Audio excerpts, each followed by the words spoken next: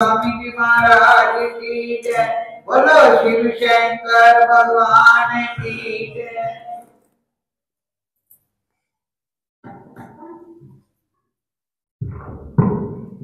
कप्तान बोला, आज एक योग हुआ है। राम तीरथ जी बोले, कौन सा? कप्तान बोला, आप जिस जहाज में हिंदुस्तान जा रहे हो, उस जहाज में हिंदुस्तान का बादशाह है। उस समय अंग्रेजों का राज था, इसलिए वायसराय भारत आ रहा था। स्वामी जी ने एक क्षण विचार किया, फिर स्टीमर से नीचे उतर गए। कप्तान ने पूछा, बाबा जल्दी बैठ जाओ, स्टीमर के चलने की तैयारी है। स्वामी जी ने कहा, चले जाने दो, मैं एक स्टीमर में नहीं जा सकता। कप्तान बोला, क्यों? स्वामी जी ने कहा, जहाज में दो बादशाह नहीं बैठ सकते, वह केवल हिंदुस्तान का बादशाह है, पर 14 ब्रह्मांड का जो सम्राट है उसका मैं बेटा हूं। ये अहंकार नहीं, अस्मिता है। गर्व नहीं, भारतीय साधु पुरुषों का गौरव है। सिंह गर्जना ना करे तो सिंह नहीं कहला सकता। जनक जी चाहते हैं कि यज्ञ की व्यवस्था देकर विश्वामित्र जी कुछ बोले, मंडप की व्यवस्था देकर विश्वामित्र जी प्रसन्न हो गए। उन्होंने कह दिया, अच्छी रचना है महाराज, बहुत सुंदर व्यवस्था है। बस महाराज को संतोष हो गया। सभी मंचों से ऊंचा एक मंच था, उसकी विशिष्ट व्यवस्था की गई थी। उस मंच पर बैठने वाले सभी देख सकते हैं। उस पर राम लक्ष्मण सहित विश्वामित्र जी को बैठने का आग्रह जनक जी ने किया। विश्वामित्र जी दोनों भाइयों के साथ मंच पर बैठे। तमाम नेत्र राम की तरफ देख रहे थे। आज के मंडप में देवता, राक्षस, मनुष्य का रूप धारण करके आए थे। बीच में शिवजी का धनुष रखा हुआ था। वातावरण शांत है। जनक की लाडली किशोरी सखी हर से रक्षित अति सुंदर श्रृंगार से सर्जिन मंडप में प्रवेश कर रही है। सीता जी का प्रवेश लोगों ने देखा। उनको देखते तुलसी जी ऐसा लिखते हैं, रंग भूमि जब सिया पगधारी, देख रूप मोहे नर नारी। सीता जी को देखते ही तमाम नर नारी मोहित हो गए। मनुष्यों में पुरुष रूपी के सौंदर्य पर मुग्ध होते हैं, ये स्वाभाविक है, पर स्त्री के सौंदर्य पर स्त्री मोहित हो जरा चर्चा सपद लगते हैं। एक संत कहते हैं, सभी के सौंदर्य पर मुग्ध हो, ये मधुरता कामुक नहीं है, पर श्रृंगार अधिक है। कोई स्त्री अत्यंत सुंदर हो, अति श्रृंगार करे तो बहनें भी मुग्ध होकर वो देखती हैं, यही कहती हैं कि ये कितनी सुंदर है। ये मोह आप असक्त जन्ने नहीं श्रृंगार जय है। एक संत कहते हैं नारी अर्थ काम होता है। निर्नाम प्लस अरि छठी तत्पुरुष नर का दुश्मन काम है। सभा मंडप में भगवती सीता जी प्रवेश करती है तब पुरुष मुग्ध हो जाते हैं, साथ ही स्त्रियां भी मोहित होती है। अतः साक्षात कामदेव भी सीता जी पर मोहित हो गए। अनुपम सुंदरता को देखकर कामदेव भी लज्जित हो गए। सीता जी ने स्थान ग्रहण किया। सुनैना जी जनक जी अपने स्थान पर बैठ गए। मंडप में शांति छा गई।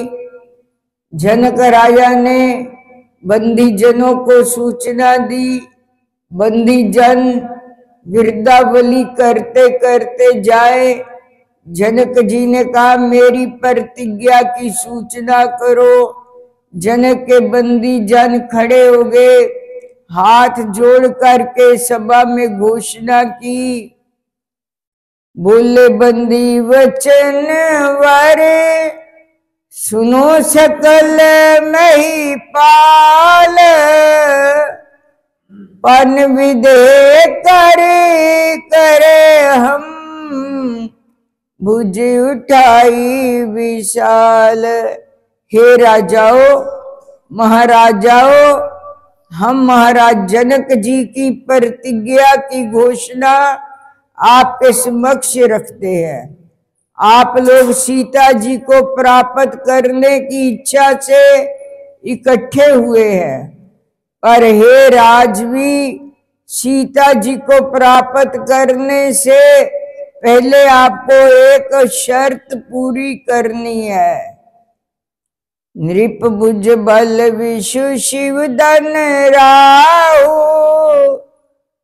गुरु कठोर विदत सब काहू। हे राजाओ, अब हम राजा जनक की प्रतिज्ञा घोषित कर रहे हैं। हाथ ऊंचे करके सब सुनिए। जनक जी के दूत बहुत बुद्धिमान है और ये वेदांती और विवेकी पुरुषों का गांव है। यहाँ प्रजा भी उतनी ही ज्ञानी और विवेकी है, इसलिए दूत ऐसी वाणी बोलते हैं। नृप भुज बल शिव विदु शिव धन राहु। हे राजाओ, आपके हाथों की शक्ति पूर्णिमा के चांद के समान है। सब राजा प्रसन्न होकर अपने मुकुट ठीक करने लगे, बाहें चढ़ाने लगे। अति आनंद हुआ। हमारी शक्ति की चंद्रमा से उपमा कमल कर दिया। जनक दूतों ने हमारा कितना सम्मान किया, और दूत क्या कहना चाहते थे ये वे राजा नहीं जान सके। बोल साचे दरबार की जय। बोलो श्री स्वामी जी महाराज की जय। कार्तिक महात्म। राजा पृथु ने कहा, हे नारद जी, आपसे कला ने जिस प्रकार मुक्ति पाई ये सारी कथा हमको सुनाई है, मैंने भली प्रकार सुनी है। हे देव ऋषि, ये काम उन दो नदियों के प्रभाव से हुआ था। कृपा करके मुझे ये बताने की कृपा कीजिए। कृष्णा नदी साक्षात भगवान श्री कृष्ण चंद्र जी महाराज का शरीर, बेनी नामक नदी भगवान शंकर का शरीर है। इन दोनों नदियों के संगम का महात्म श्री ब्रह्मा जी भी वर्णन करने में असमर्थ है। फिर भी चूंकि आपने पूछा है, अतः मैं आपको इनकी उत्पत्ति का वृत्तांत सुनाऊंगा। ध्यान से सुनो।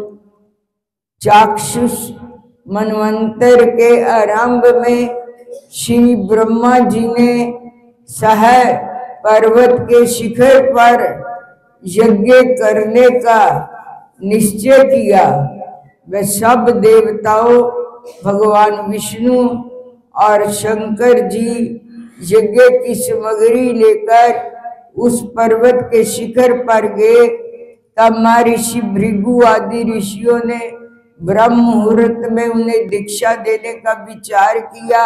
इसके बाद उन्होंने श्री ब्रह्मा जी की पत्नी तवरा को बुलावा भेजा कि वह बड़ी आस्था से आ रही थी।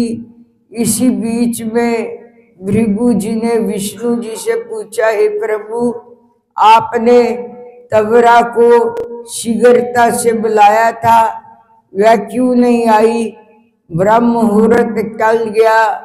इस पर भगवान विष्णु जी ने कहा, यदि तवरा यथा समय यहाँ पर ना आई तो आप गायत्री को ही स्त्री मानकर दीक्षा विधान कर दीजिएगा। क्या गायत्री पुण्य कर्म में ब्रह्मा जी की स्त्री नहीं हो सकती? नारद जी बोले, भगवान शंकर ने भी विष्णु जी की बात का समर्थन किया। ये बात सुनकर भृगु जी ने गायत्री को श्री ब्रह्मा जी के दाईं ओर बिठाकर दीक्षा विधान आरंभ कर दिया। ऋषि मंडल गायत्री को दीक्षा दे ही रहा था, इतने में तवरा भी यज्ञ मंडप में आ पहुंची। श्री ब्रह्मा जी के पास में गायत्री को देखकर ईर्ष्या से क्रोधित होकर तवरा ने कहा, जहां अपूज्यों की पूजा होती है, पूज्यों की अप्रतिष्ठता होती है, वहां पर दुर्भिक्ष, मृत्यु तथा भय तीनों अश्वमेव हुआ करते हैं। जे गायत्री की ब्रह्मा जी की दाईं ओर तथा मेरे स्थान पर बैठी है, जे दृश्य बहने वाली नदी होगी। आप लोगों ने अविचार से इसे जो मेरे स्थान बैठाया है, अतः आप भी सब के सब जड़ रूप नदियां होंगे। नारद जी ने राजा पृथु से कहा, हे राजन, इस तरह तवरा के शाप को सुनकर गायत्री मारे क्रोध के लाल भावुक होकर अपने होंठ काटने लगी। देवताओं के मना करने पर भी उसने उठकर तवरा को शाप दे डाला।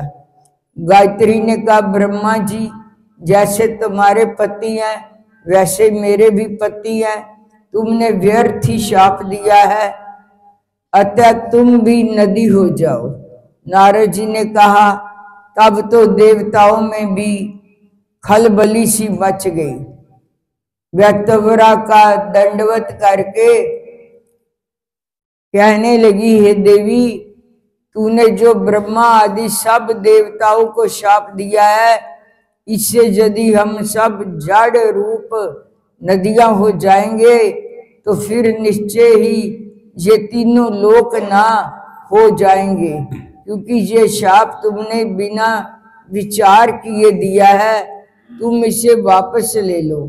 तवरा ने कहा, हे देवतागण, अपने यज्ञ के आरंभ में गणेश पूजन नहीं किया है, इसलिए ये विघ्न उपस्थित हुआ है। मेरा ये शाप कभी खाली नहीं जा सकता, इसलिए आप सब अपने अंगों से जड़ीभूत होकर अश्वमेघ नदियां बनोगे। हम दोनों सोते भी अपने अपने अंशों से पश्चिम से बहने वाली नदियां बनेंगी। नारद जी ने राजा पृथु से कहा, तबरा के ये वचन सुनकर सभी देवता विष्णु शंकर आदि अपने अपने अंशों से नदियां बन गए। भगवान विष्णु के अंश से कृष्णा, भगवान शंकर के अंश से बेनी तथा श्री ब्रह्मा जी के अंश से ककु दम्बती नाम वाली नदियां उत्पन्न हो गई। सभी देवताओं ने अपने अंशों को जड़ बनाकर वहीं सहाय पर्वत पर फेंक दिया। फिर उन लोगों के अंश अलग अलग नदियों के रूप में बहने लगे। देवताओं के अंशों से हजारों की संख्या से पश्चिम बहनी नदियां उत्पन्न हो गई। गायत्री और तबरा दोनों पश्चिम वाहिनी नदियां होकर एक साथ बहने लगी। उन दोनों का नाम सावित्री पड़ा। श्री ब्रह्मा जी ने यज्ञ स्थल पर भगवान विष्णु और शंकर जी की स्थापना की। दोनों देवता महाबल तथा अति बल के नाम से विख्यात हुए। राजन, कृष्णा और बेनी नदी की उत्पत्ति का ये वर्णन जो मनुष्य सुनेगा उसे दर्शन और स्नान का फल प्राप्त होगा। बोल साचे दरबार की।